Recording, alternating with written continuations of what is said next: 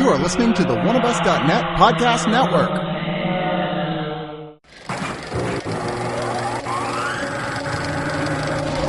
Something's coming.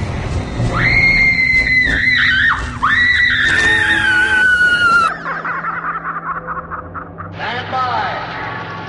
Hold on to your hats. Here we go.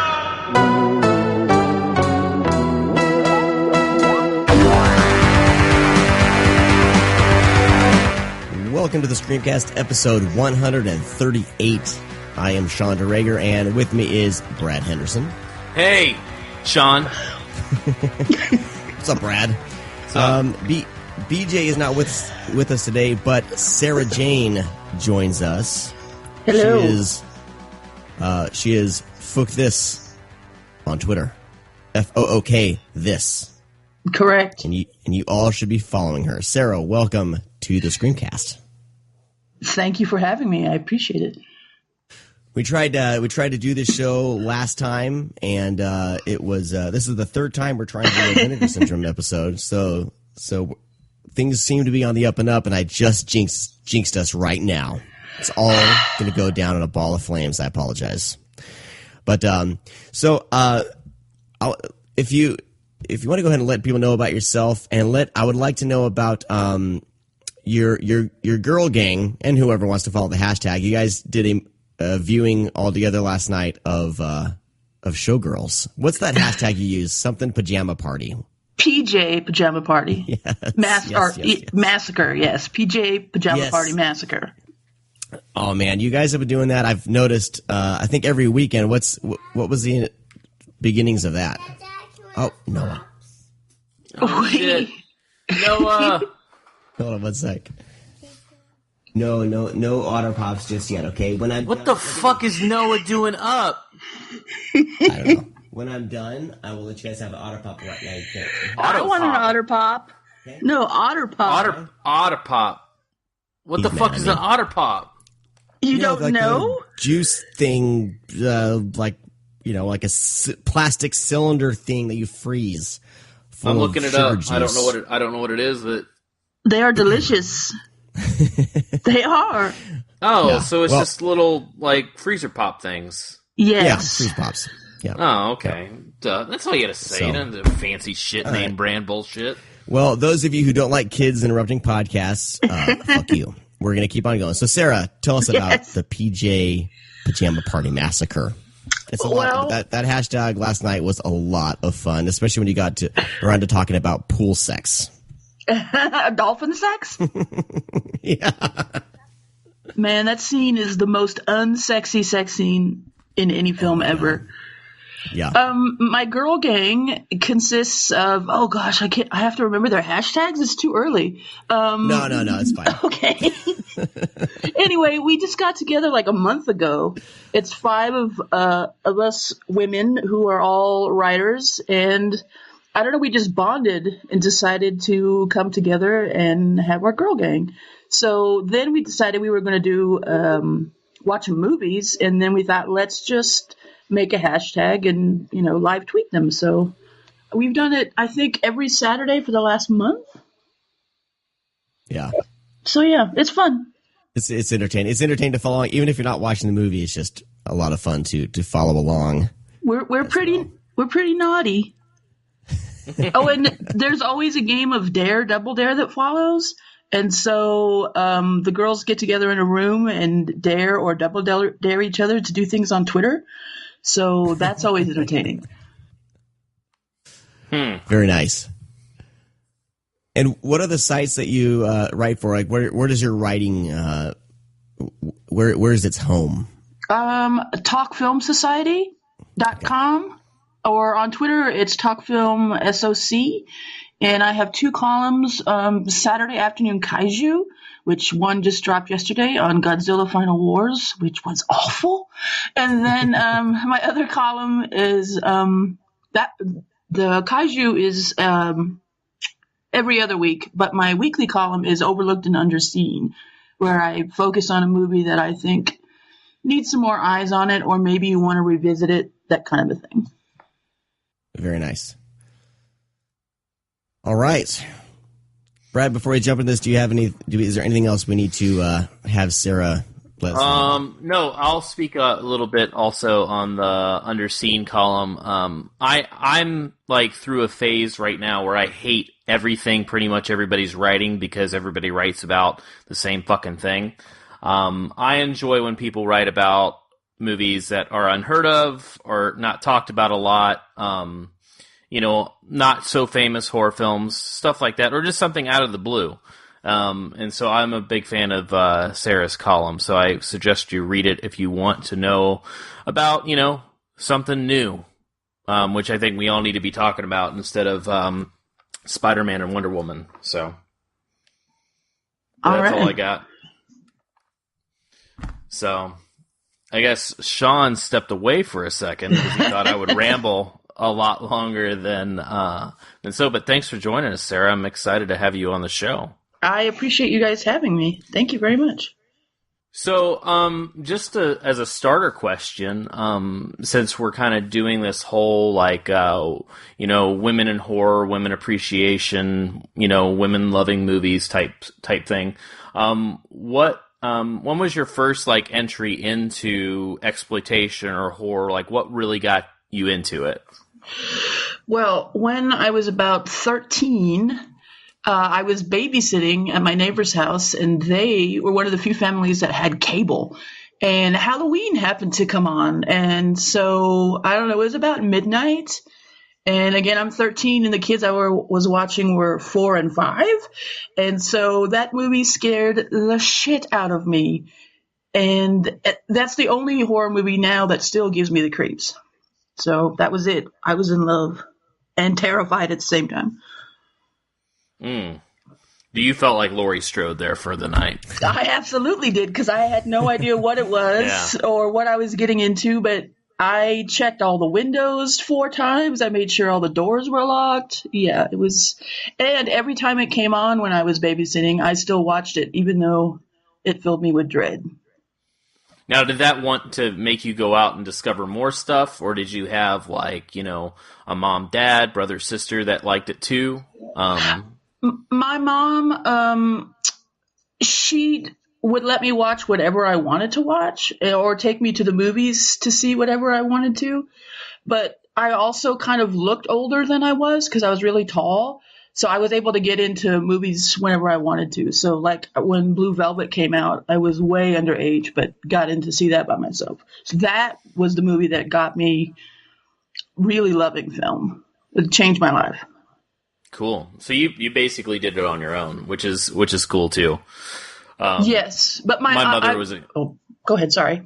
No, I was just gonna say my mother was a huge influence on it. When I was little, she just sat me in front of the television and was like, "Hey, let's watch." I grew up watching these horror films. Let's watch these together. Well, that's what we're trying to do with our son. Yeah. How old's your kid? He's 6. And so he's seen things maybe that he shouldn't have seen accidentally, like Dead Snow or Trumbo for some reason. But he also just watched the last 4 episodes of Ash vs. Evil Dead. So at this point, we're like winners as parents, because if he can handle that, he's ready for anything. Cool. Yeah. That's awesome. My biggest thing is I like to know how everybody got into it, especially ladies. So, all right, Sean, you want to start talking about? Well, and Sarah's Twitter icon and the use of I'm having a brain blank on her name, starts with an E. Edwig Finnick. Yes. You use her pictures a lot, and it's fantastic. And I'm not complaining.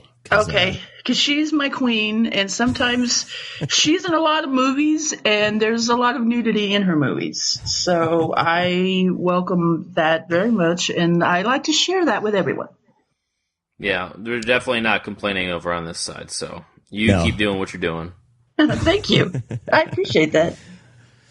All right. Let's move into we're gonna take a quick break for news with Josh Obershaw, and then we'll come back and talking about some Vinegar Syndrome movies. So stick around.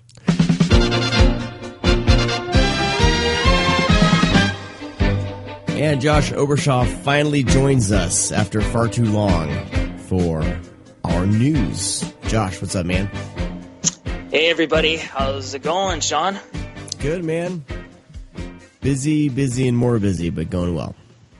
That's good to hear. Yeah, it's been kind of crazy on my end, and it's hot as balls, which is making it even more pleasant. But the show must go on. Yes. So there was a lot of things that were happening, but I want to just concentrate on some of the more exciting things, such as there's some new stuff on the Roninflix site. Have you checked that out, Sean? Yes, they took some money from me yesterday. Nice. Yeah, what we got, they've got Kingdom of the Spiders with William Shatner. That's available right now, as well as One Dark Night, starring Meg Tilly and the late Adam West. Let's see, what else have they got on there? Just a whole bunch of cool stuff. Humongous, which is making its Blu-ray debut, is also available. So, yeah, go check out RoninFlix.com and give them some money because they got some good stuff. Yeah, they're also working on some Diabolic DVD exclusives. And I'm not sure if those are up yet, but... Not yet. Okay. So I know that they're doing Diabolic DVD exclusives, and those look damn cool. I'm like, God damn it, I don't have all this money to just spend. But yeah, keep your eyes out for those. RoninFlix.com and DiabolicDVD.com, and you'll be sending a lot of money towards Code Red and Scorpion. So... Oh, speaking of Scorpion, they also announced that they're going to be releasing a movie called Blind Date from 1984. This one stars Joseph Bottoms. Early appearance from Kirstie Alley, Alana Clarkson, and Keir Dullea from 2001. So that looks like a very, very interesting flick. I've never heard it before. I'm more familiar with the 1987 comedy Blind Date with Bruce Willis and Kim Basinger, but that's a whole other thing. Moving right along. Also today, as we're recording, July 11th, is the beginning of the Criterion sale over at Barnes & Noble's. Yeah. Everything Criterion is going to be 50% off. They do this twice a year. The sale runs from today all the way to August 7th. So get on that and grab as many Criterion Blu-rays as you can. I will be getting my first at some point. Yes, I do not own a Criterion Blu-ray as of right now, so boo hiss all you want, but man, they're they can be pricey, so these sales are great for jumping in. Hey, real quick, the 3 exclusives on Diabolic DVD: Cry of a Prostitute, Corrupt with Harvey Keitel and Johnny Rotten, and then making a Blu-ray debut is Butcher Baker Nightmare Maker. Oh, that's right, Butcher Baker Nightmare Maker. I forgot about that. So that for sure is what I'm going to be ordering. Because I wanted to get the DVD, and the DVD was always, with the way he had a store, was hard to find. So now that it's coming out on DVD and ordering through Diabolic DVD, that's even better. So exactly. I mean, I keep hearing about it on the Pure Cinema podcast, and I'm like, God, I want to see that. Yeah. The other two, I'm not sure. But, I mean, Harvey Keitel and Johnny Rotten and Corrupt, I mean, I've never seen that film. I don't know. But, I mean, that right there is like, enough to get me to buy that for sure. Oh, yeah. I've never even heard of it until this Diabolic exclusives. But that alone is worth the price of admission. I will admit that. Okay, next up from Screen Factory, they revealed a couple of exciting titles. The first one is going to be George A. Romero's 2005 flick Land of the Dead. That one is coming out on October 24th. Also coming out on October 24th, they're releasing a collector's edition of the 2004 remake of Dawn of the Dead. And as far as bonus features, they're still working on it, but we know for sure that there's going to be interviews with James Gunn, who's also featured prominently on the upcoming collector's edition of Slither. And I think it's really cool that someone like Ty Burrell, who's really big on Modern Family right now, took some time to do an interview for a Blu-ray of Dawn of Yeah. the Dead. So you got to give it up for that. And it will include both the unrated and the theatrical version. Okay. Now, the one thing a lot of people are asking, and I don't know if they've really talked about it, like the only thing that would really get me to dive into this, because I already have the Blu-ray, it would be like a new transfer, because for some people, the transfer was problematic. But I haven't seen Scream Factory comment at all that this is going to be a new transfer. It's just looking like, so far, it's just some new special features. At the moment, that's what it looks like, but that could pretty much change. Yeah, that is something that I did notice. They didn't mention anything about a new transfer. I mean, to me, it looked fine. I don't know. I mean, I really, I don't know. Like, I am totally happy with my Blu-ray that I have. So, Well, I'm sorry. I've never seen it on Blu-ray either. My memory of seeing it on the big screen is pretty, it's still pretty fresh in my mind, even after 13 years. Holy shit. I know, right? Oh my God. It's one of the few horror movies I got my wife to accompany me to. And she hasn't really accompanied me to a horror movie since. Oh, after an opening like that, I can imagine why. It's one of the best, it's one of the best remakes out there, and that the opening is just one of the best openings to a horror movie, period. Modern horror movie, especially. It's just Agreed. It's fantastic, man. Just tension, and of course the use of a Johnny Cash song is is even better. I love that song. So, yeah, good deal. I'm glad this is getting a collector's edition. I would only really bite if it was a new transfer. So there has to be something because Scream Factory is doing this a lot. They're taking movies that are already on Blu-ray, giving them some more special features. But for me to re-buy something, it's going to take a little extra from them. So I'm cautiously keeping an eye on it. Cool. Well, there's actually one more Scream Factory announcement that I want to mention because I know a lot of people have been waiting for this one. It's the Poughkeepsie tapes, everybody. The Poughkeepsie tapes is finally seeing the light of day after 10 fucking years. People get to see this movie and find out what all the fuss is about. Hopefully it's good. That one. Hopefully it is good. I mean, I'm trying hard not to psych myself up, but 10 years. I mean, just the 2 years waiting for Trick or Treat was painful enough. So imagine a whole decade. But yeah, I mean, this is another all the boys love Mandy Lane type thing where a movie's kind of shelved and people want to see. And I really dig All the Boys Love Mandy Lane. I remember I got the UK Blu-ray before it hit this, it got an actual domestic release. And I've heard good things about Poughkeepsie tapes. I think you need to keep your expectations in measure, just like any movie you're anticipating. The problem is with a lot of people I talk to, and a lot of the negative reviews that I read, is it all boils down to expectation. And if you let your expectations get out of hand, you're probably going to be disappointed most of the time. But I hear it's a solid flick, so I'm interested in checking it out. That's cool. This is the stuff that I want Scream Factory to do. Yeah, that is true. And and I hear a lot of great things about it, especially for a found footage movie. Mm-hmm. So yeah, that's the Scream Factory news. That's going to be a little bit of an appetizer because we know pretty soon they're going to be making a whole bunch of announcements at Comic-Con. Yep. So we'll be telling you all about that. Which, by the way, I will be down in San Diego on, I believe, we're having a podcast meetup. Nice. I think I'm going down on the 20th. It's a Thursday of next week. But keep an eye on my Twitter, Sean C. DeRegger. And I'll throw something up on the Screamcast Twitter too, Scream_cast. But I'll be heading down there to hang out with some other podcasters. We'll be at a bar, and we'll be hanging out, chatting. So I'll let everyone know that that's where I'll be when the time gets closer. So within the next few days. Excellent. You heard it here first.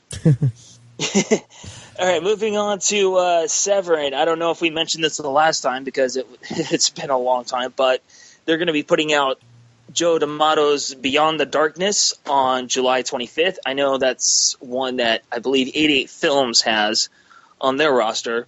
Yeah, I think they do, and I feel like I got an Australian version of it, too. I see.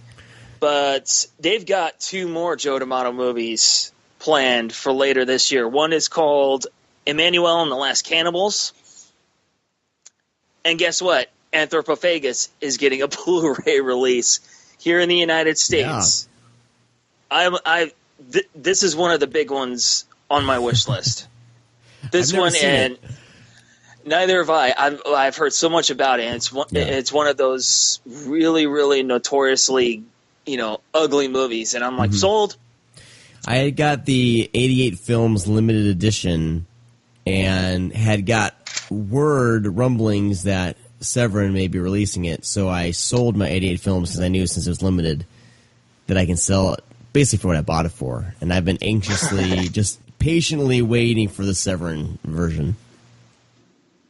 Yeah, I don't know what's going to be on the Severin version because there's no dates, no other information other than that, but the 88 Films Remastered Special Edition has some pretty cool stuff like 2K restoration and the East Bend Chronicles. Yeah, and there was a 42nd Street documentary I think that they put on there, but I think one of my domestic releases, like one of the Blue Underground releases, or someone put that documentary on one of their Blu-rays. So it was like the one thing I was really holding on to it for. I was like, I already was on another Blu-ray I had, so I was like, well, I can sell this, make my money back, and then just be patient. Sounds like a plan. Yeah, Beyond the Darkness, by the way, Umbrella Films put it out on Blu-ray a couple years back. But I guarantee you the Severin transfer is going to be a lot better. It's not a very good transfer. Oh, I see. Well, on the Umbrella version, so. Yeah, well, I'm glad I saved my money then. Yeah. Right, so what would we do? Beyond the Darkness and Anthropophagus. I'm not too familiar with Joe D'Amato's stuff, so I think these 2 are going to be a good jumping-off point for me. Yeah. Some other future titles from 88 Films coming out. They've got Lucio Fulci's Touch of Death, which is coming out August 7th. Bruno Mattei's Zombie Creeping Flesh, that's August 28th. Happy Hell Night, also on August 7th, excuse me. Luther the Geek, which I know is a Vinegar Syndrome title over here. That one comes out on September 11th. Let's see, what else have I got? Oh, yes. At the top of 2017, you might remember I mentioned the fact that we are getting a new Chucky movie entitled Cult of Chucky. Mm-hmm. There's a release date. Universal is putting it out on Blu-ray and DVD on October 3rd. I'm in, man. And they're also releasing another goddamn box set. I'm done, man. No more box sets. I got the one. I have the last movie on a separate Blu-ray, and then I'll just get this. I'm fine. But man, these Chucky movies, man, the same director has been involved with every single one. Am I correct in that? Pretty much, yeah. Like, I don't think that's really happened. Not really. I mean, even though Ronnie, not this many films. I know Ronnie Yu directed Bride of Chucky, but yeah, I mean, dude, how many franchises can you say can boast that? I mean, other than Phantasm.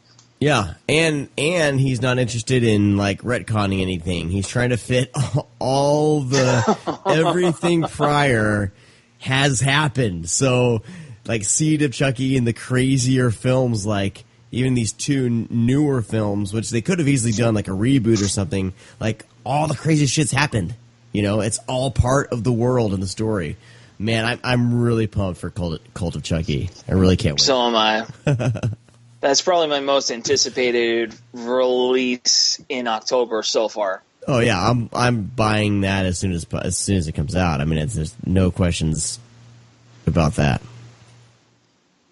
Cool. Well, on the horror front, that's pretty much all the big news. for all you animation fans, especially you Batman fans, 1993's Batman Mask of the Phantasm, the animated film spin-off from the classic animated series, that one is finally coming out on Blu-ray from Warner Archive sometime this month. I don't know when exactly, but it is coming out. And what's interesting is they're presenting it in not only the theatrical format, the 1.85 to 1 aspect ratio, they're also presenting it full frame too, which is interesting because that was the original plan for this movie. It was going to be a direct-to-video release. All right, okay. But halfway through, I guess the higher-ups at Warner Brothers said, holy shit, this is incredible. This needs to be in theaters. So so Bruce Timm and everyone's just like, well, fuck. I mean, we got to reframe this whole thing for a theatrical. So, yeah, it's going to be pretty exciting to see that version of the movie as well. Cool, man. It's one of my favorite animated Batman films. It's one of my favorite Batman films of all time. Like, it's really good. It is exceptional. Yeah.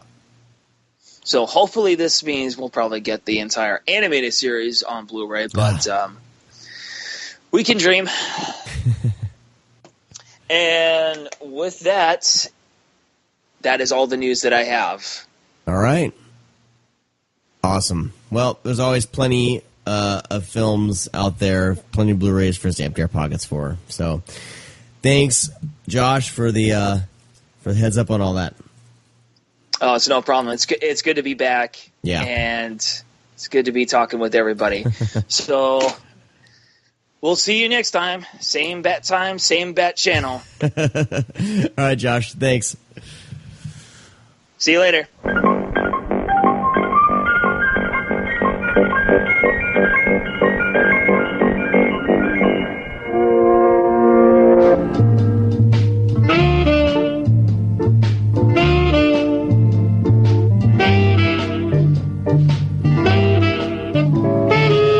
All right, we are back with Sarah Jane. We are going to be discussing the recent batches from Vinegar Syndrome. We're going to start with their more exploitation things, and we'll dive into the back room briefly near the end of the show. I do need to say this, that because BJ's not here to say it, but she will be starting her own patron-only podcast. Kind of a short and sweet thing. She's going to be pairing up different pornos together for double feature. And as we get more information on that, as she starts doing them, I'll let you guys know about them. I'm trying to see, like, she sent me a picture. She even like had a logo made. I'm trying to find the name of it. Oh yeah, she did. She tweeted it out, but I'm failing here. I can't find it. Anyway, so I'm excited to kind of start getting that out to our patrons. I think what we're going to do is I haven't figured out the dollar level. I'm thinking, like, if you're a patron, you're going to get it. So whatever level you're at, I don't know. We'll figure it out. But that's going to be a lot of fun. I'm really excited because she's just going to be sending me those, and I'll be putting in some music and putting them up for everyone. So sexy music, hopefully. Oh, totally. You kidding me? Hell yes. So keep your eyes and ears open for that. But we're going to be chatting about a few flicks right here. And let's dive right into it, shall we?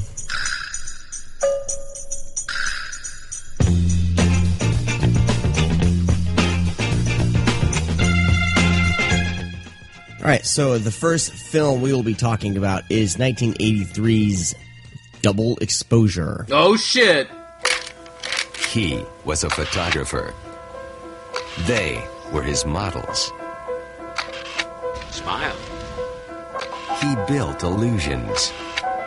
Oh, it's a simple relationship. You model, and I photograph. It's good. He created dreams. No, you weren't. None of you were any good. Ah, that's pretty. Anything special you want to do for me? How's this? That's special. You slut! Talk me, teach me, turn me on, and then play like you're innocent. To hell with you! Hell with you all! And then the dreams became a living nightmare. Double exposure. Now, the synopsis is that a photographer for a men's magazine has a recurring dream that he's killing models in various disturbing and gruesome means. And then, is it him or not? I don't know. Who's doing all the killing? Is he really doing it? That's my synopsis for it. Wow, that's better than normal. I'm quite impressed. It's directed by William Byron Hillman and stars Michael Callan. Yeah, Michael Callan up in the house. Mm-hmm.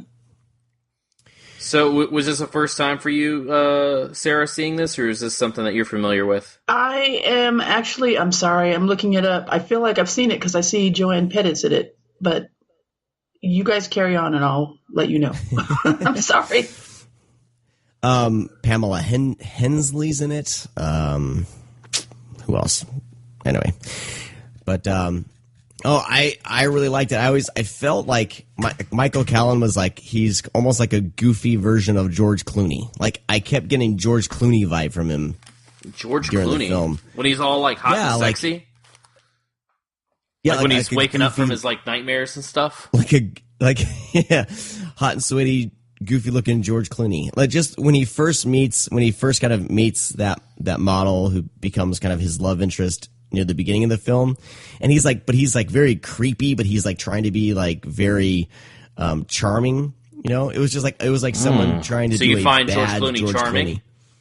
George Clooney has that little kind of charming little, smile, and the way he kind of does his little head bobble. He has a head bobble. I agree. I'm a big George Clooney fan. I just want to hear you talk about him more. Yeah. Okay. So I felt like Michael Callan seemed to be channeling George Clooney before probably George Clooney was even born. So George Clooney. No, this is 83. Never mind. Wait. He was in acting. So George Clooney is in your boner jams. Oh yeah, totally. All right. Yeah. All right. Just checking. That's a fair shake. So Double Exposure was fun. I think it is the highlight of the batch that we're going to be talking about for the most part. The only thing with Double Exposure that kind of I like it, but I don't, is that the movie can't really make up its mind what it wants to be. Like, at first it's like a straightforward slasher, and then it's like puts on the brakes. It's like whoa. No, let's be really sleazy. And then it gets really, really sleazy. And they're like, no, whoa. Let's just be like kind of a thriller. And it's like, okay, let's do that. And it's like, no. Let's go back to slasher. Yeah. And it's like... And then they have like weird comedic moments too with his and there's like some really funny moments. But like, there's that one sequence when he's in the RV with that woman. And he just pulls out a blade and he like starts cutting between her boobs and stuff. And it's like, oh my God. Like, calm down. Like, I did not expect that from this movie. And then the silly death scene in the pool when he like drowns her with like a fucking pole. Yeah, there's no way. I was like, swim away, bit. Swim away. Oh no, but she didn't know. No, that was the whole thing. She didn't know how to swim. But still, you know how to move. The pool ain't 20 feet deep. That was like a lap pool. Yeah. Like, as a kiddie pool she was in. Well, no, he had her swim to the deep end, and he goes, just hold on to the side. You'll be fine. I got you. And then he does that. So, hey, she was in the deep end, and she didn't know how to swim. All right. So, parents, teach your kids how to swim. Do your kids swim? Two of mine do. My 5-year-old is about to take some lessons. All right, his lesson should be with that pole. See what you can do first. But yeah, I dug Double Exposure. I think it's just going to be one of those ones that's not really looked at so much because I think people are looking at it kind of like one of those sleazy, like After Dark, like 80s, 90s movies, which it kind of is at the same time. There was Mill Creek put this out a few years ago on something called After Dark Thrillers, which had a lot of those movies like that on there. And I just this movie always feels out of place no matter where it is because it's such a mixed genre that it doesn't know what it wants to be, and then it ends before it actually like solidifies to what it's really supposed to be going on. And I guess the thing is, it's like kind of a pseudo slasher thriller. Yeah. But I mean, it's good. I definitely like it. It's just movies just all over the fucking place. Well, the beginning of the film starts off like a undercover cop type flick, where they're monitoring that guy dressed up as a prostitute, and shit goes down. Like, I was wanting to follow those detectives throughout the film a lot more. Like, I thought it was setting us up to follow them around, and then, maybe you could write a spin-off. I know you could, because all of a sudden we're following Michael Callan around, and he's AKA George Clooney. Character. George Clooney. The IMDb lists this as a comedy, just for your knowledge. What? Yes, it does. It does. Yeah. So there you go. Comedy, crime, drama. But that's exactly what it is, though. Like, I know we're laughing, but that is what it is. Like, it is a comedy. It is a crime. It is a drama. It's so weird. Yeah. So, yeah, crazy. Yeah. I don't want to put a damper on this conversation, but one of his buddies, the guy the paraplegic, not paraplegic. God damn it. He's not paraplegic. Idiot. I know. It's early. It's early. He's an amputee. Amputee. To any paraplegic and amputees listening, I apologize for fucking that up. He's an amputee. But his story gets dark in real life. I'm going to have you guys look it up, but oh no, dude, he's like a fucking pedophile or some bullshit. I wasn't going to try to bring us down. But yeah. Well, you just did. But yeah, James, what fucking happened? He died. Oh well.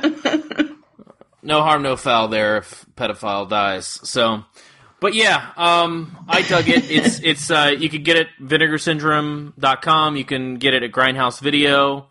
You can watch it probably like on Amazon Prime with some like shitty like Mill Creek transfer. That's probably what they still have up there. So, AKA VHS. But yeah, that's a give it a watch. Give it a watch if you can. No, I think it's the highlight of the pack, other than Red Mob. Wow. All right, we'll get to Red Mob in just a little bit. What if we get to Red Mob right now? Fine, let's get to Red Mob. Because people are like, "Fuck, what's Red Mob?" Its Russian name is Bobby Vishlit.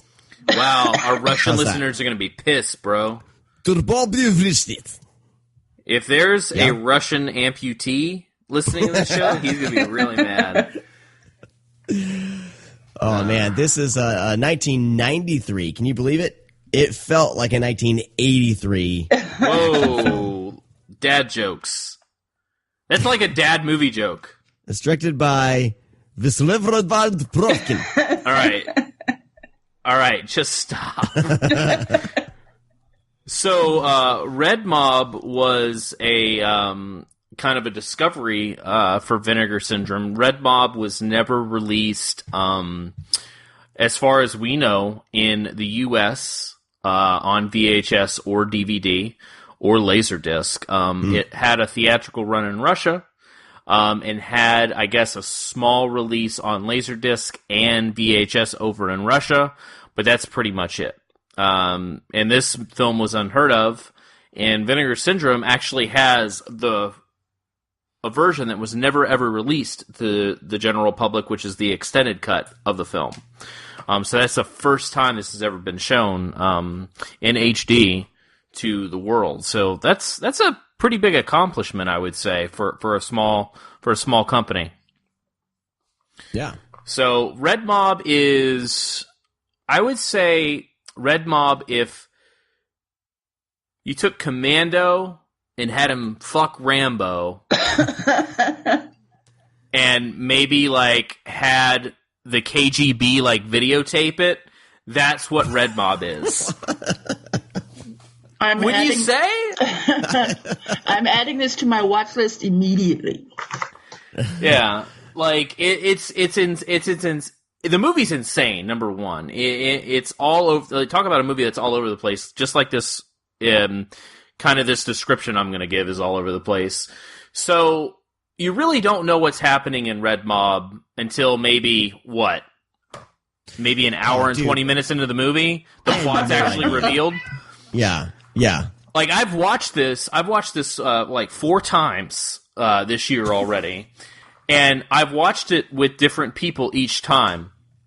And each time, somebody in the room, whether it's 20 minutes in, an hour in, I actually had somebody almost an hour into the movie turn to me and say, Brad, this movie's awesome, but what the fuck is it about? And it's like, no, just give it a second, the plot comes up. But what I was told from Vinegar Syndrome is that the film is all, and you can obviously see it if you pay attention to the scene setup, the film is also misedited as well. So people will be having a conversation, walking in the, like, outside in the snow. A bunch of action will happen with this person. This person might even die in the movie. But then, 30 minutes later, we're back to that same conversation of them walking in the snow, talking. Oh, they're just pulling a Tarantino. They're just, he's just going out of sequence. Do you want to hear the IMDb user synopsis for this? I just looked at it, but yes, please do. The long tentacles of an unholy alliance between the KGB and the Russian mafia reach a camp where Oleg, an elite officer and Afghan war veteran, is holidaying with his son. But when Oleg's friend refuses to lead a drug and gun smuggler's caravan through a desert impasse, Oleg's son is taken hostage. Oh, shit! Oleg agrees to lead the caravan. Pretending to go along with the mob, he leads them directly into a trap where he and his son must fight their way through a desert inferno of explosions and mayhem if they are to escape. Damn. All right, that's perfect. But that happens an hour and 20 minutes into the movie. The first hour and 20 minutes is exposition, and nothing's happening other than a lot of conversations and people dying. And then all of a sudden, an hour and 20 minutes in, that's what happens. And it's like, 30 minutes of just this. Yeah. It was like... It is one of the most epic helicopter showdowns. Oh my God. I've ever seen on film. The fucking dogfight between the helicopters is fucking epic as fuck. So another story about this film is that this film actually had KGB on set, and the KGB was kind of doing like their thing, and I guess they're the ones flying the helicopters. So the whole movie is just like it's insane. And the cool thing is that Oleg, the guy who plays Oleg, I don't know his like real name. He's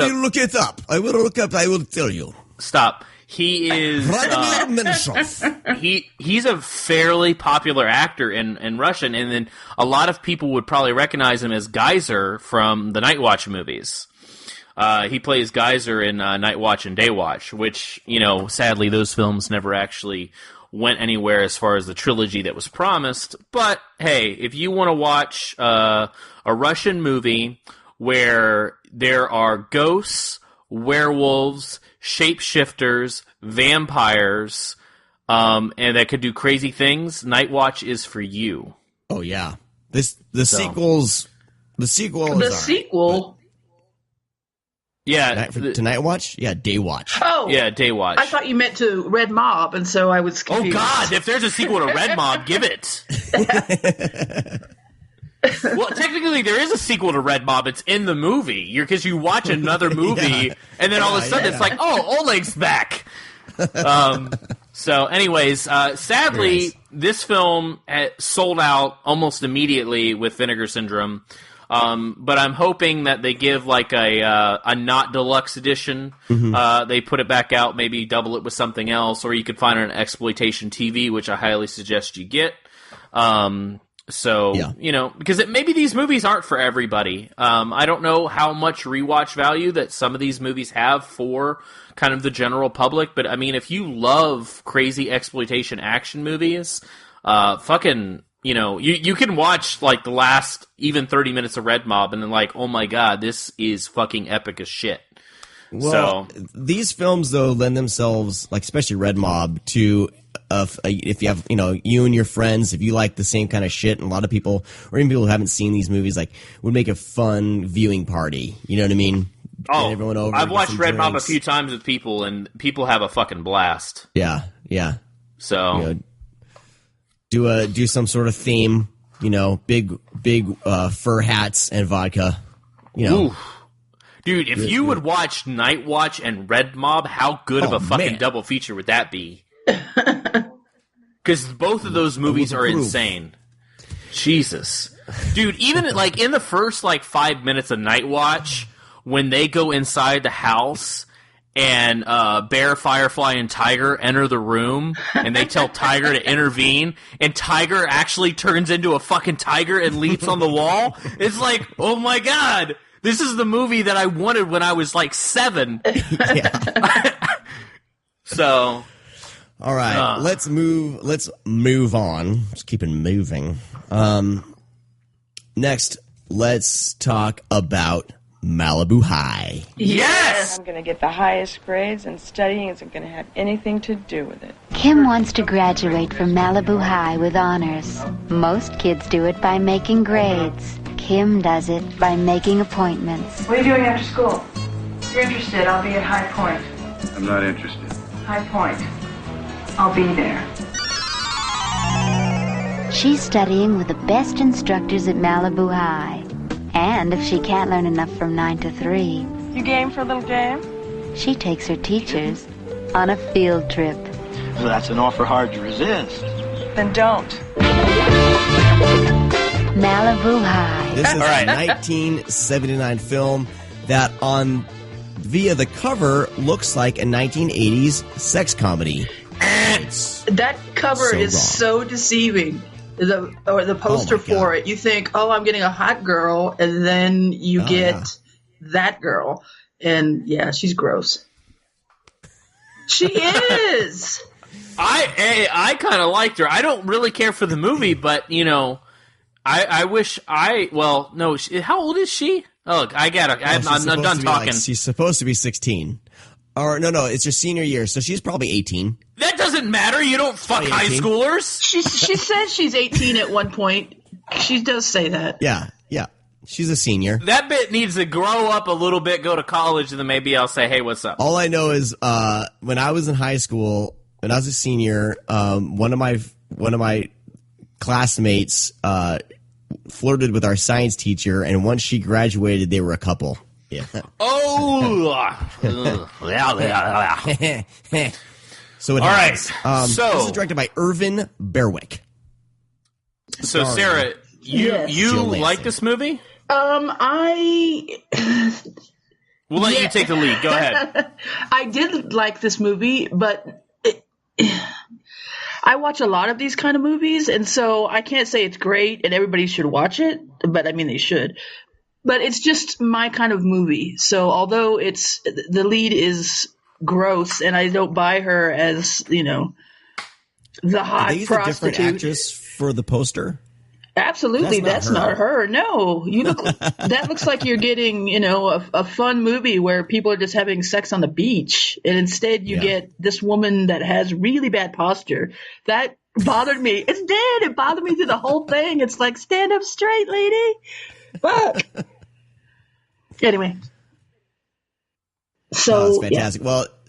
Well, the synopsis is so she's a high school senior, and she's dumped by her boyfriend or something like that, and her grades are just awful. She's flunking. So she's totally flunking out. So she's getting that F. But she wants that. She wants that D though. Exactly. She wants that D to get that F up. This is the most unsexy talk I've ever heard you say. We need to talk about George Clooney more. Yeah. So she begins to try to seduce her teachers for better grades. She takes on a prostitution job to get money so she can get a car and get the hell out of Dodge. And then also she gets wrapped up in possibly some assassination. Dude, how fucking crazy is that shit in this movie? Oh, go ahead. Sorry. No, I was just saying this shit's crazy. What were you gonna say? I was just gonna quote her line, which was the best one in the movie, that said, "I may be a hooker, but I'm not a hit girl." Ooh, that's kind of sexy. She said it, so maybe not. Yeah. I'm not a fan of the movie. I'll just say it that way. I again, this is one of those Mill Creek box sets that came out, and I was like, oh shit, a sex comedy I've never seen, because it's on the box set of like Hunks, The Van, and The Vals, and all this, and I'm like, oh shit, this is a sex comedy I've never seen. Nope. It's just I feel it's just like this really sleazy, boring drama.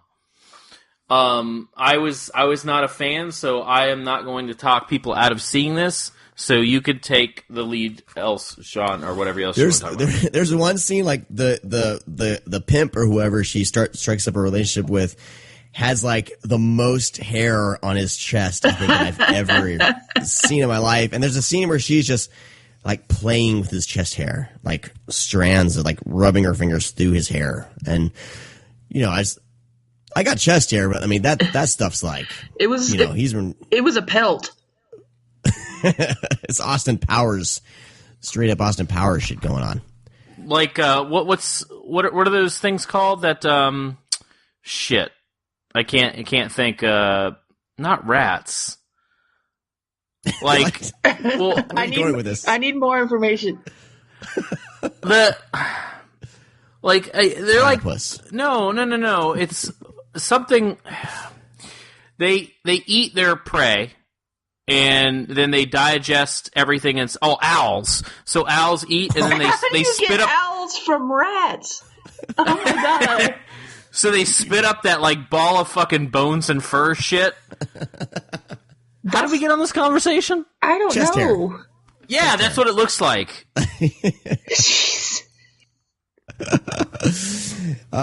So anyway, Malibu High is not what you're expecting. That's what we're saying. It's it's like this kind of sleazy high school prostitution assassination flick. But she's I don't know. She's in charge of her own destiny. So I guess that's what we're supposed to take out of it. She's at least doing all this on her own. You know what I mean? Like, so there could be some female empowerment here. I guess. Yeah, maybe. I don't feel of it that way because mainly it's it's high schoolers. So like, not saying high schoolers can't have that, but still, it's just the film is just. I feel like it's trying to push buttons too much, but it just never achieves it like other films do. Like when I was talking about Private Lessons. A couple weeks ago, where the older woman fucks the 15-year-old boy. Like, okay, that's weird. Like the whole movie, but that movie achieves its sleaziness and just being fucked up. This like tries to be, but I think it's mainly because she does look so much older than 18. Like you just can't really buy that she's a high schooler, and it doesn't have that high school learning feel either. It just like high school's just like the setting. But she's not really in high school doing high school things with girls. Like, it's just, So, I don't know. I've just never been a fan of the movie. Yeah. All right. Well, that's Malibu High. All right. We have a few more to talk about here, and then we will be getting out of here. This episode, we're going to be keeping a little bit short and sweet. We'll be back to our longer episodes hopefully next week. We'll get all the segments in. But, let's talk about another one of their limited editions. Ooh. 1972's Sweet Sugar. Meet Sugar. She's beautiful. In chains. And she's busting out, shackled to the steamy cane fields of a tropical inferno, with a whirlpool of women that plunges you into the depths of desire. They're women, they're warm, they're wildcats. Meet the doctor who satisfied his vile gluttony on the bodies of the innocent. It's only because you don't understand how far my proposal extends. Oh, I can see how far it extends. Yes. Phyllis Davis. I liked Sweet Sugar. It was, the women in prison whole thing, and I always love those films, and was it Big Bird Cage and other films like that are always a lot of fun. This had that vibe for me. So this prostitute, her name's Sugar, gets set up, and she basically gets taken to one of these chain gang type They're all cutting sugar cane, and she's forced to stay there. And there's like a creepy doctor who wants to have sex with her and also possibly do experiments on the women. I like it. It's like a pseudo blaxploitation movie as well, and sexy ladies are carrying around machetes. I'm down. So, Phyllis Davis plays Sugar. She's gorgeous. She's hot. I love her. What can I say? She's definitely really, really cute in this movie. So yeah. So go take it, Brad. Well, I just want to say, for the most part, with kind of how this film's set up, I think that to maybe appeal to more people, it feels like this weird like prequel to maybe like Turkey Shoot. Like it has that prison, like not prison, but like that chain gang vibe. And I mean, she's super gorgeous in the film. I don't know, when I think like Women in Chains exploitation, these are the types of movies that I want to see. Just because it does have like the dominating male, it has the women fighting back, it has the women overcoming it, and then like it also, but it appeals to everybody. Like it has something for males and females. So Women in Chain movies sometimes only go to the male side, sometimes they only go to the female side, which is very, very uncommon. But I think this film has something for everybody. And I like it. I think it's cool. Sarah, what are your thoughts on Sweet Sugar? I like it. It's one of my favorites, but I also do kind of get it confused because there's another movie called The Mothers with Jane Kennedy, but instead of being on a sugar cane compound, I'll call it, they're on a coffee compound, but it's the same kind of movie, so I get confused. Yeah, I think this that's one of the Santiago flicks that Vinegar Syndrome also released. But I think I'm glad you mentioned that because that would be a pretty cool double feature, though. Yes, absolutely. Totally. So, but yeah, because they're both kind of pseudo blaxploitation movies at the same time. So even though a white female is the lead in this, it still has that blaxploitation vibe with characters. So definitely something to check out. Characters are really great. The director directed a movie from 1971 called Werewolves on Wheels. Yes. And I really want to see this flick. I think that was. Have you seen Werewolves on? Yeah, that was filmed in my hometown, I believe. A biker gang visits a monastery where they encounter black-robed monks engaging in worshiping Satan. Yeah, that was here. Where was that filmed? Nope, never mind. It was filmed in California. I have the wrong movie. I have the wrong movie. But yeah, Werewolves on Wheels. Sarah, are you a fan of that one? I have seen it, and yes, you should watch it. That's all I'm going to say. I mean, from the description, how do you not want to watch it? Satanic biker gangs that turn into werewolves? I mean, on wheels? Sign me up. Yeah. Oh my god. And they totally look like Wolfman from the original black and white Wolfman flick. Like, it's awesome. Oh my god. Okay. Has anyone released Werewolves on Wheels, Brad? Do we know? Werewolves on Wheels was released by, I want to say, Cheesy Flicks on DVD only, though. Hey, Vinegar Syndrome. Here we go. We just did your homework for you. This is your next film you should release. Do it. No, I'm sorry. Dark Sky Films picked it up. Oh.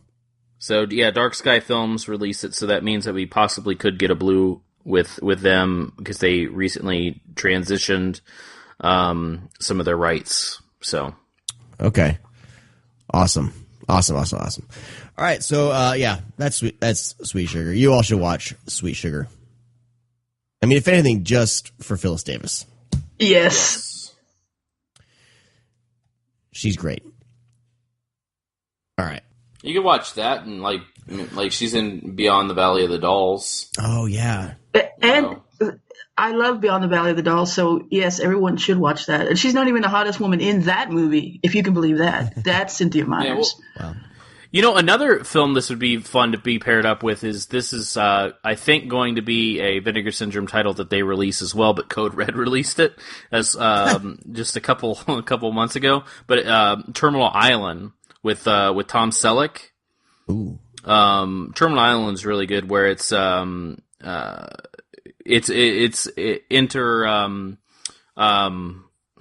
I can't even, like a co-ed camp in a way. But yeah, it's Tom Selleck's in it, and it's really, really good.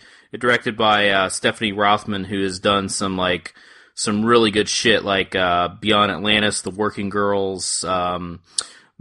Scream Factory just released her other movie, The Velvet Vampire, that's really good. Yes. Yeah, she wrote the Jack Hill movie, Bloodbath, that Arrow released. So yeah, Stephanie Rothman, I wish she had a bigger career than she actually had, because she was she was doing exploitation films better than men were, and that's really fucking cool, because she went in there. I mean, it's always been a male-dominated industry, obviously, but for a female to go in there and just start making these movies with no fucks, but also giving what men want in those films at that given time. I mean, we're still talking about even in the 80s with Slumber Party Massacre, all directed by females, where they're making slashers better than men do.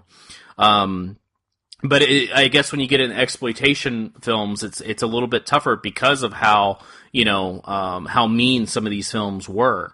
But they didn't hold back. I mean, they just went, but they also had this female empowerment movement that they definitely pushed out there. So yeah, Stephanie Rothman, man, I wish she made more movies. I think she was Working Girls was her last movie, and then she was done, maybe. Huh.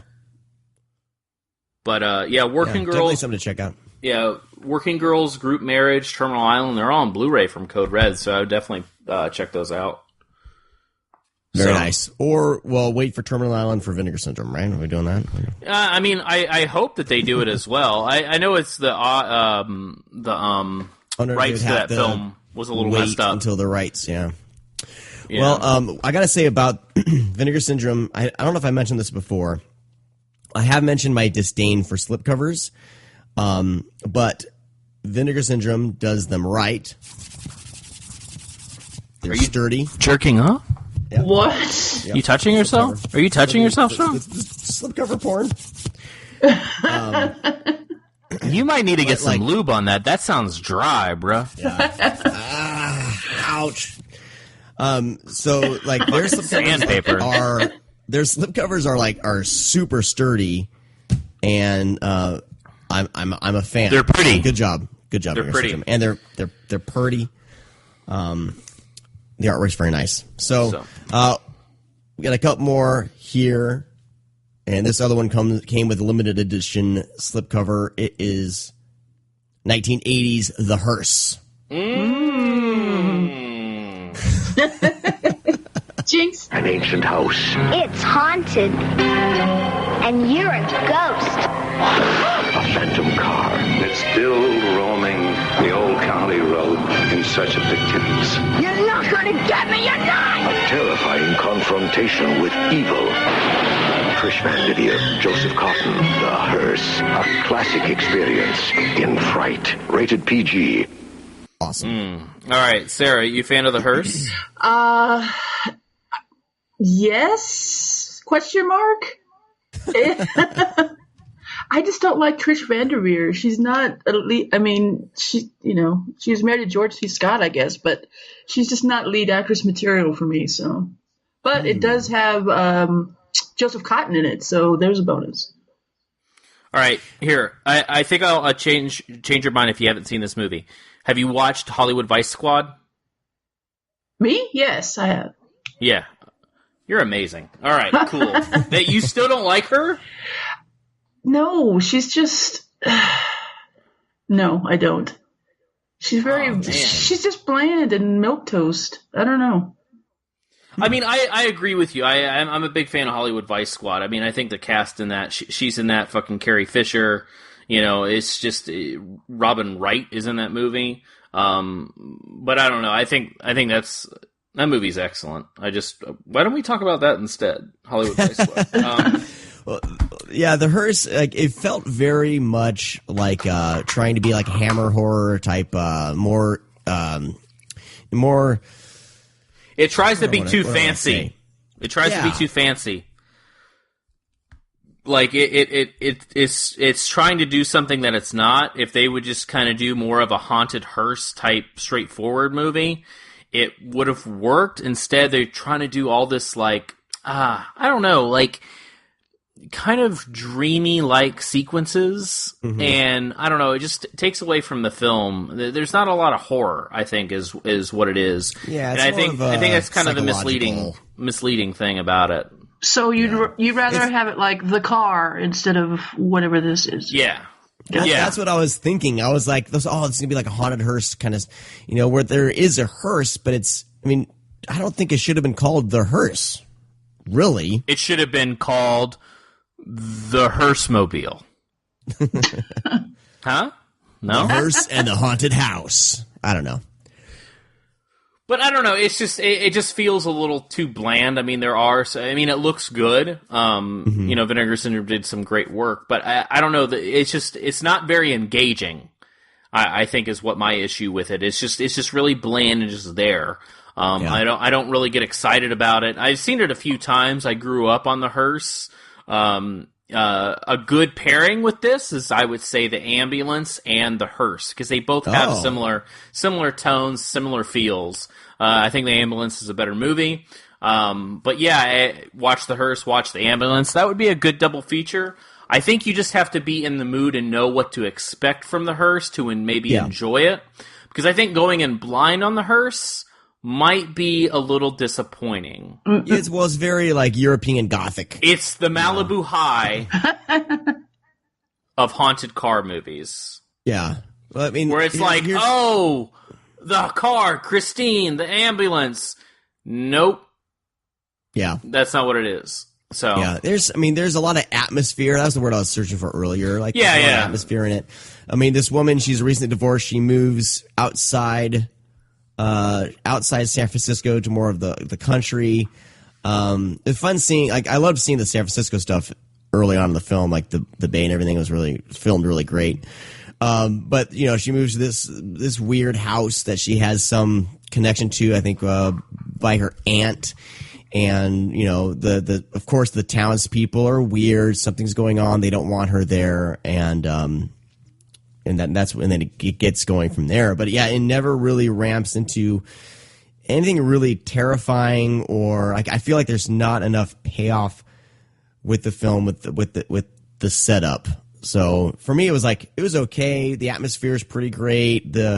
I get the Gothic tone that they're going for, and it could be maybe expectations too, because based on just the poster and artwork and stuff. But the director George Bowers, you all should watch his other one of his other films called My Tutor. Oh, yeah, he also did that. The My Johnny Tutor Depp. is fantastic. He did that Johnny Depp movie too. That's a sex comedy. What is that called? Private Resort. Yeah, Private Resort. Thank you, Sarah. Yeah, Private Resort's really good too. So check out those Private films. Resort's pretty high up on the sex comedy scale, by the way. Like it's pretty high up there. It's up there like with Screwballs and Beach Girls. Nice. I haven't seen Private Resort. I need to remedy that. Yeah, dude, you need to watch Beach Girls. I've seen the poster. Beach Girls is fucking great. I do own Beach Girls. Yeah, and I need to watch it. That's put out by Scorpion, right? Yeah. So yeah, there's a few other movies of that director's to check out. But My Hearse, yeah, if you want something more, like Hammer horror, Gothic-ish, the Hearse is all right. Just by looks though, not by style and feel. Just by like cinematography wise, it tries really hard to be a Hammer movie. It does. All right, let's move on. Let's move on to the last film we are going to discuss. Last film. That's it. Well, in the main batch here, then we can talk a little bit about the grown-up movies. Oh, My daughter just walked in the room. I had to kind of keep the conversation. I'll say X-rated, as in bad. Well, my son, Naughty. My son Naughtiness. walked in when I was watching Showgirls last night, and so put some ice on it scene, and so I had to hide my screen, and I'm just like, go away, honey, you can't see this. All right, here we go. We are going to talk about 1992's Psycho Cop Returns. Yeah. Larry and Brian thought they'd planned the perfect bachelor party. They took care of the booze. They took care of the boss. Yes! They took care of the girls. Women. They took care of the entertainment. We're here to party. They even took care of the night watchman. The only thing they didn't take care of was him. You boys wouldn't be planning anything illegal. Now they've got an uninvited guest. They're just having some fun. Until someone loses an eye. He's a cop. He shoots at people for a living. Chances are he's a little bit strange. Psycho Cop 2. You know, I'm beginning to suspect foreplay. It's nobody but... You're drunk and disorderly. Well, hello there, officer. You're under arrest. You have the right to remain dead. There's something really wrong. Actually, I take it back. This is my favorite. I would say... Oh, I don't know. Stop. I would say watch Maniac Cop instead. No, fuck you. Yeah. Maniac Cop's really good, though. All right, so number one, you're jumping into this shit watching Psycho Cop Returns without watching Psycho Cop, right? Well, yeah, but is Psycho Cop available anywhere? It doesn't matter. Psycho Cop still exists. The film's available somewhere. You know, maybe if Vinegar Syndrome would release Psycho Cop I think Sony first, owns it. Sony owns it, okay. So just relax. A lot of these studios or a lot of these distributors, they'll get rights to a sequel, and it's always frustrating because, I always want to make it a point to watch the first movie first, but in this case, I jumped right into the sequel. But I don't think it mattered. It does. What it was. No, it does. It does. All right, Trust explain. me. Explain, Brad. Well, Sarah, have you watched Psycho Cop? I haven't, but I see... I don't know. I'm looking up this second one, and I see Julie Strain is in it, so there's a reason to watch it right there. Yeah, she's super cute. Super cute lady. All right, so Psycho Cop. All right. Psycho Cop, the first one, is 1,000 times better than Psycho Cop Returns. But it gives you a little bit more of kind of just what to expect from Joe Vickers when you're watching Psycho Cop Returns. It's a lot more fun to watch him unfold and kind of just waltz around and intimidate the people at the people at the restaurant and follow them and then get to the security guard. It's a lot more fun watching him do that, knowing what's going to happen and what this dude is about. So Psycho Cop is just a silly version of Maniac Cop, I would say, is the kind of the way to, maybe explain a little bit better. The dialogue and one-liners in Psycho Cop are outstanding. They're so funny. The guy who plays Joe Vickers, I can't remember his name. He's from, The Office. He plays Bob Vance Refrigeration. Yeah, Robert Schaefer. Robert Schaefer. So, Robert Schaefer just takes this role of this Psycho Cop and just churns it out and does something really fantastic. And you can tell that he is enjoying what he's doing. And I think that's one of the biggest concerns I have while watching some of these movies, whether it be a slasher or whatever. Can you kind of get the vibe that the actor is enjoying himself and having a good time? Because so many times we have a slasher where it's just a figure. It's just somebody there. It's not really... It can be anybody menacing. It can be anybody that's just funny. but somebody that really enjoys like what they're doing. For example, the first Slumber Party Massacre is really great. Yeah, that's a little more straightforward. But in the sequel, when we have the Driller Killer guitar, this dude is loving every second of his life playing this character. And that's why I like Slumber Party Massacre 2 more than the first one. They're both great. I love the trilogy in general. But then you even have the third movie where that guy, he's so awkward killing. Like, he's wearing, like, fucking slacks and, like, he looks like me. Like, that's my dad outfit, Like, if I went around my dad outfit killing people, I don't look like I'm having fun. Like, dude, wear, like, shorts and a t-shirt or something. Feel more comfortable. Robert Schaefer in Psycho Cop, when he is playing Psycho Cop, he is having a blast. It's like Robert Englund being Freddy. Like, he loves doing that. He loves that role. And so there's just this whole different vibe going on. And I think that it's an exposition for the character, even though it's very minimal. Watching Psycho Cop and then watching Psycho Cop 2, it's a great pair. But what amplifies a little bit in Psycho Cop 2 is that, Riff Coogan, aka Adam Rifkin, is the one that's behind it. And Adam Rifkin just has this really fun way of taking boobs and blood and kind of like this homoerotic thing and turning it in and putting, Adam Rifkin, of course, like he has like this whole huge like overtone homoeroticism in his films, and it's really fun. It makes it a little bit more sleazy. It makes it, very sweaty. Yeah, I was going to ask you, what do you guys think of ultra sweaty sex scenes? For me, it's just kind of like, In this movie, it's fucking great. In general, are you saying? Can you weigh in on this? I am not a fan of those either. I always feel like I need to take a shower after movies that have that, because this is really grimy. Grimy is my word. Yeah.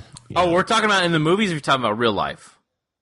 Oh, I'm talking about in the movies, but in real life movies too, I guess. I mean, turn on in real life, you can turn on a goddamn air conditioner. Just turn it down a little bit. See, I turn the heat on. Take a sheet off. I turn the heat on. Yeah, I turn the heat on, run around the room a few times, and then I jump on her. Ooh, freak. So I don't know. Like, I find, like, I guess if you were talking about something like some 90s, like, Skinamax flicks, yeah. But in Psycho Cop Returns, the over the top bodies bumping with this looks like a sprinkler is on them and the water is just pouring down them. I find it comical, but that's what Adam Rifkin is really good at doing. But Psycho Cop Returns, Adam Rifkin has this charm in his movies that make you laugh but make you feel dirty at the same time. So something like equivalent to The Dark Backward with Judd Nelson and Bill Paxton. Like, the movie is just so bizarre, which, like, Psycho Cop Returns is, but you have, like, these really great characters throughout the film, and you have Miles Dougal in Psycho Cop Returns. I think this is, like, his debut. Has worked with Adam Rifkin for years. Just being kind of that sweaty, nervous, worker guy.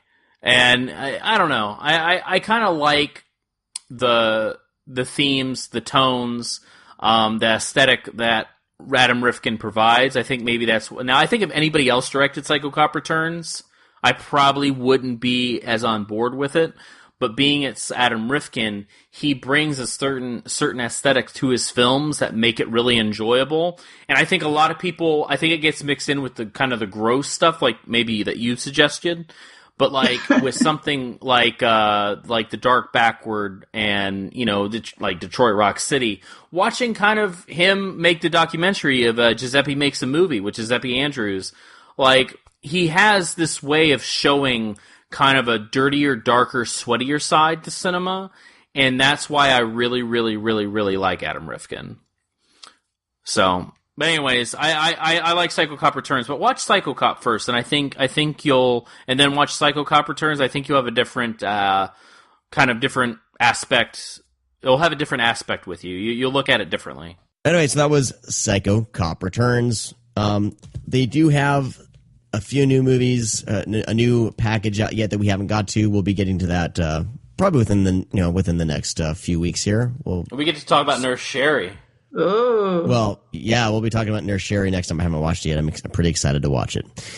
So make sure you get some check lotion. Them out. I know. VinegarSyndrome.com. Let's jump into briefly into the back room.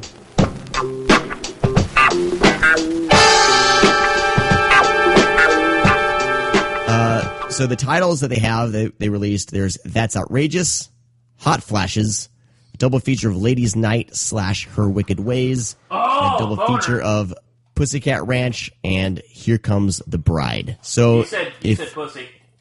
Yep. So if you both have you both seen any of these? All right. I'm gonna pull it out here and check to see what I've seen.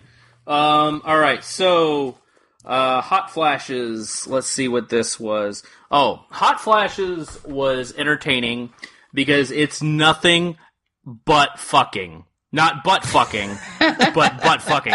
I know it's like, hey, you're talking about a porno, but no, there's so much sex in Hot Flashes. Like, I was getting hot flashes. Wow. Like, it's about, like, on-site weather girls that just fuck everybody. Like, there wasn't even scenes of, like, dialogue and other people were fucking.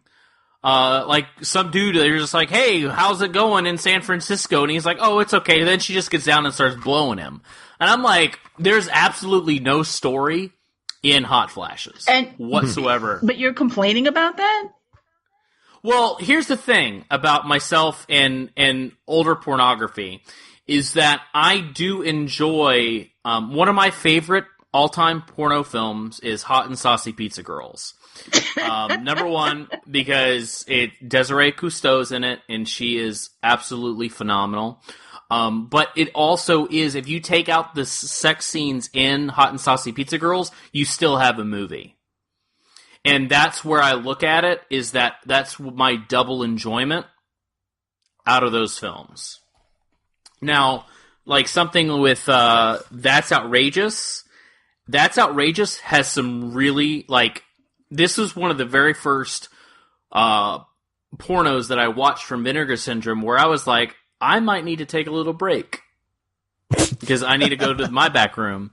That's Outrageous. You don't have it set up all right there? Wow. Huh? You don't have like a little table and just everything set up right there? Well, I don't really pull it out in the living room.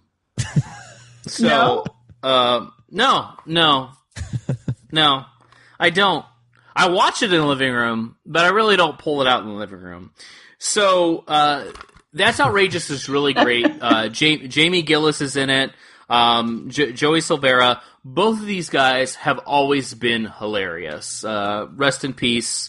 But both of these guys have always been really, really funny, and they're really great in this movie. It does have a story. It's mainly just about affairs and sex, of course. But it's done in a very comical and funny way. Also, the sex scenes are very tasteful. They're not like super gross like some of these movies are, but they're just, they're longer. They have, there's that feeling between the characters where both of them are enjoying it, which I think that's a lot of issues with pornography in general, is that obviously the girl's not digging it, which is a huge turnoff. And if the guy's not digging it, he looks nervous, and therefore it's not fun either. But in this film, both of the girls actually, when the girls do it as well, which is they're always happy when they're doing that. But when it's the guy-girl scenes, you can tell that both actresses, they're both into it, which makes it a little bit more enjoyable, and it's really funny. So That's Outrageous is definitely the highlight of the back room on these. Pussycat Ranch is awful just because no one can act in it. It's just over the top, stupid. People are looking at the camera constantly. There's actually one blonde girl in it that won't stop looking at what's going on behind the camera. She like even like pops her head over to like look to see what people are doing. Like I guess they're fucking on set. I don't know. Pussycat Ranch is not the greatest. Here Comes the Bride, kind of the same thing. They're directed by John Christopher, same director. Where it's just like, you know, Pussycat Ranch and Here Comes the Bride are like equivalent to the really bad slashers. Everybody's making a slasher, so let's make one. Equivalent to the porno. It's like, oh, I can get people to fuck on camera. Let me do that. Hey, let me ask my friends. And it's just, I don't know. It's just not very fun. It's just there. What were the other ones? Ladies' Night and Wicked Ways. I didn't get to those. BJ's gonna have to cover those. That's not good. We'll get some information on those from BJ. But I will say That's Outrageous is really good. I know BJ's gonna really love. She's probably got a lot of great things to say about That's Outrageous. Cool. We'll have her weigh in. She is going to be working on her own little podcast called BJ's Backroom Double Feature Recommendations, available to patrons. And next week I'll have more information. Well, we should have more information on that, on what price level and all that kind of stuff. But should be good. Sarah, did you have any weigh-ins on the Backroom titles? I do not. I watch porn, but I haven't seen any of those. I'm sorry. Yeah, do you have any like favorite like hurry up.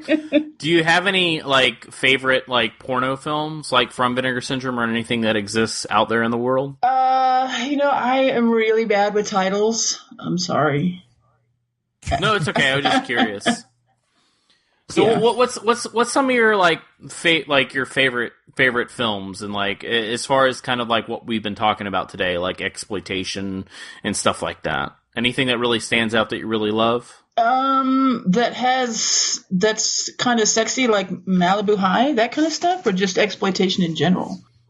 Yeah, just whatever, just to kind of get a feel for your taste. Like what makes Sarah Jane Sarah Jane? Oh gosh, well, I like a blaxploitation. Willie Dynamite is my favorite blaxploitation, but I also like Truck Turner.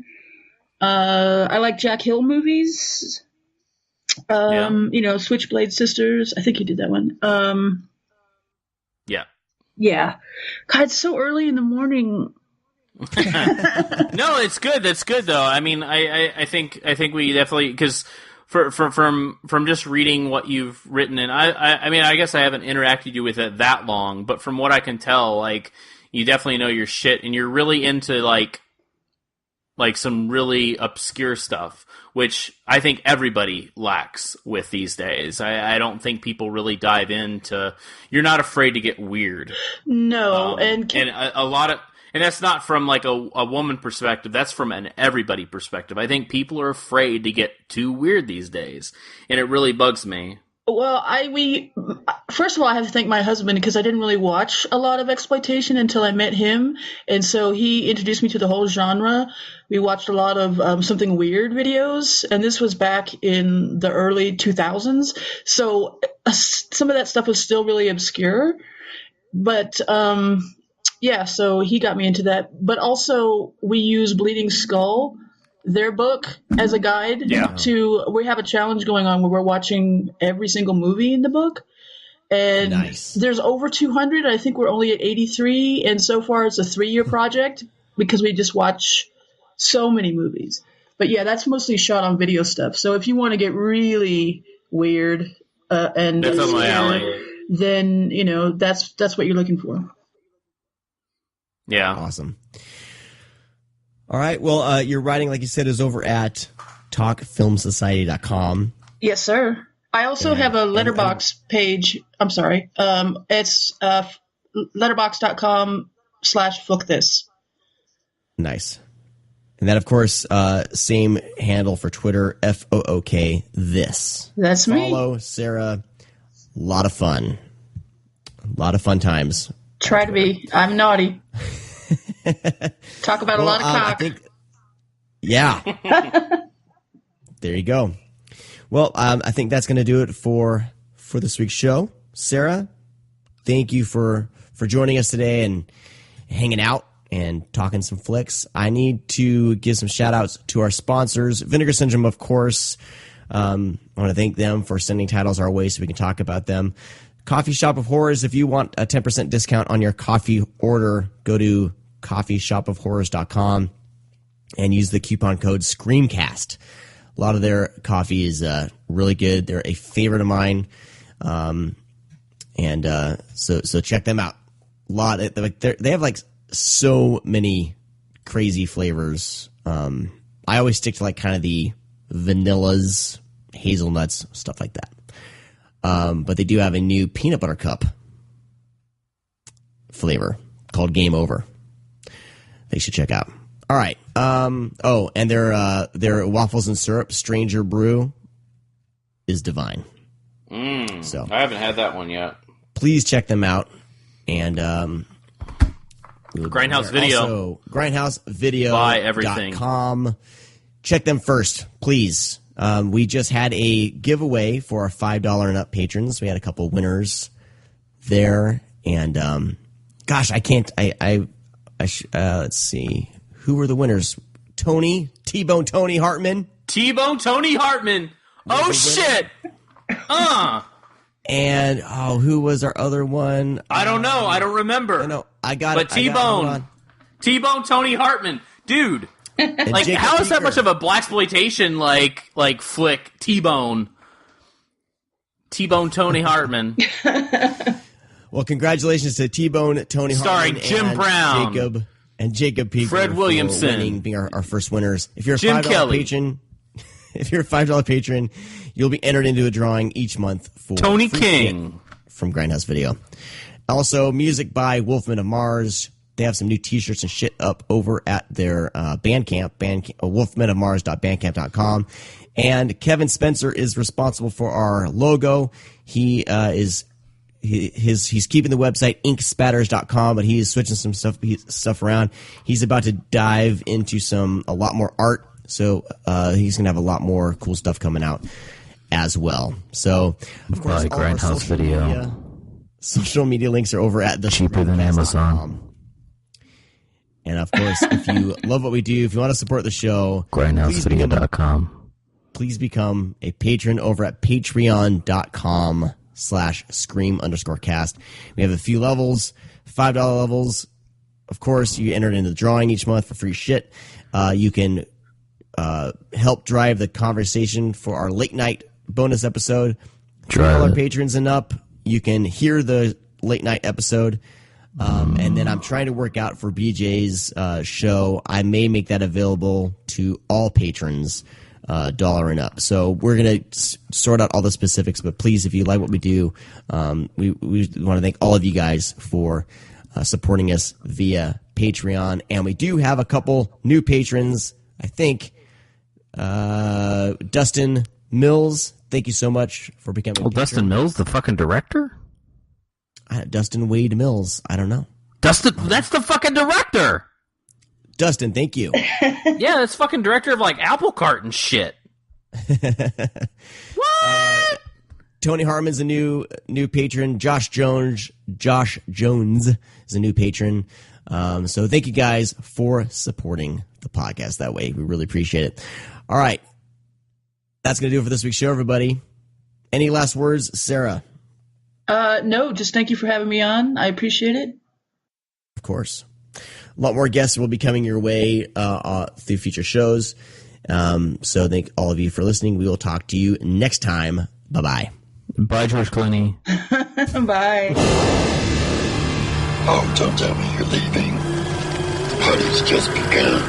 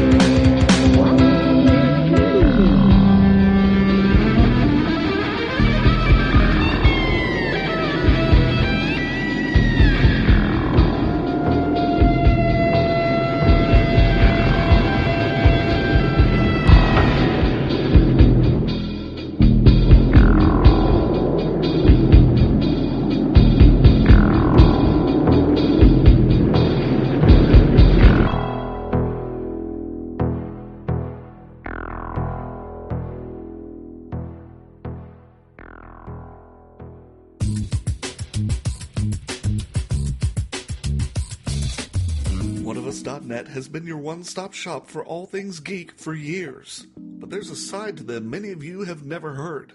The subscription side. Subscribe and listen to great podcasts like The Breakfast Pub, The Original Gentleman, and the Watch a Movie With Us series. Head on over to oneofus.net and don't forget your towel.